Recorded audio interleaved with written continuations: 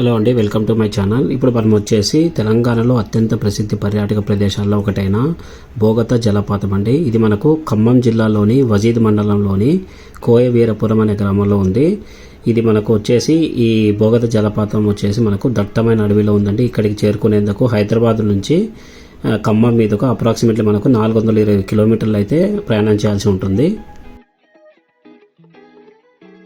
చాలామంది వచ్చేసి బోగత వాటర్ ఫాల్స్ని తెలంగాణ నయాగరా వాటర్ ఫాల్స్ అని కూడా పిలుస్తారండి.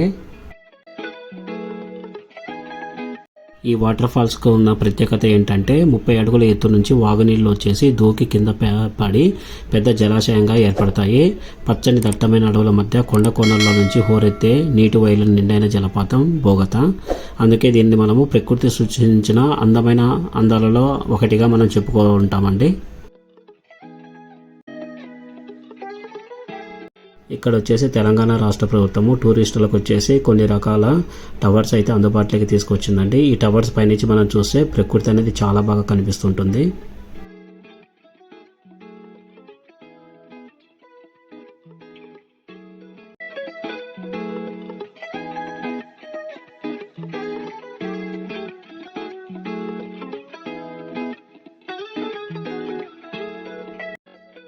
తప్పకుండా ఫ్యామిలీతో వెళ్ళవలసిన ప్రదేశం అంటే బోగత వాటర్ ఫాల్స్. సమ్మర్ మరియు రెయిన్ సీజన్లో వచ్చేసి టూరిస్టులు చాలామంది వస్తారండి ఇక్కడికి. ఇది మనం చూడవలసిన ప్రదేశము తెలంగాణలో. ఈ బోగత వాటర్ ఫాల్కి సంబంధించిన లొకేషన్ మరియు అడ్రస్ వచ్చేసి నేను వీడియో డిస్క్రిప్షన్లో అయితే ఇవ్వడం జరుగుతుంది. మీరు డైరెక్ట్గా లొకేషన్ యూజ్ చేసుకొని మీరు ఈ వాటర్ ఫాల్స్కి అయితే చేరుకోవచ్చు. ఎవరైతే ఫస్ట్ టైం మన ఛానల్ చూస్తున్నారో ప్లీజ్ లైక్ చేయండి, షేర్ చేయండి, అలాగే సబ్స్క్రైబ్ చేసుకొని మీ సపోర్ట్ని అయితే తెలియజేయండి.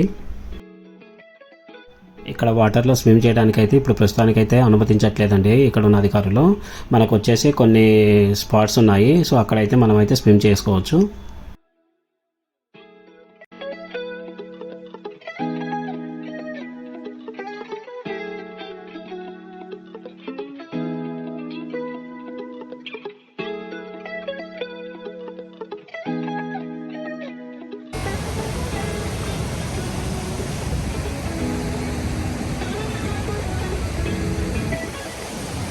తప్పకుండా ఇటువంటి వాటర్ ఫాల్స్ మీరు అయితే విజిట్ చేయడానికి ట్రై చేయండి మీకు టైం దొరికినప్పుడు.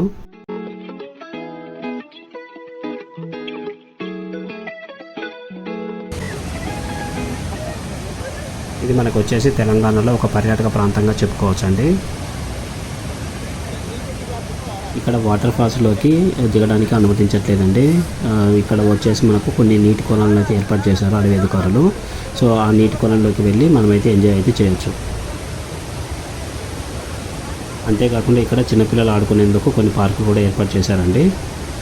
ఇక్కడ వచ్చేసి పర్యాటకులు కూర్చోడానికి కొన్ని షేడ్స్ కూడా ఏర్పాటు చేయడం జరిగింది. అదే ఇప్పుడు మనం చూసాం కదా, కొన్ని రకాల వంతెనలు అనేది ఏర్పాటు చేయడం జరిగిందండి. ఇలా షేడ్స్ ఉంటాయి, సో వీటిల్లో కూర్చొని పర్యాటకులు అయితే ఎంజాయ్ చేయొచ్చు. వీటిపై నుంచి చూస్తే మనకు వ్యూ చాలా బాగుంటుందండి. మీరు వెళ్ళినప్పుడు అయితే ట్రై చేయండి ఇవన్నీ.